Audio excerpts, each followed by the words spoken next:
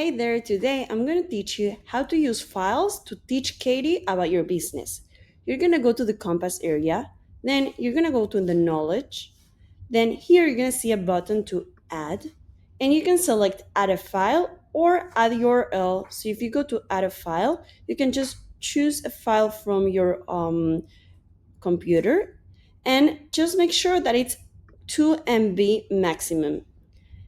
Same way, if you want to add a URL, you go to the add URL, and then you just paste it here, for example, .com, and you can make it the title, let's say website, and then you just add the URL.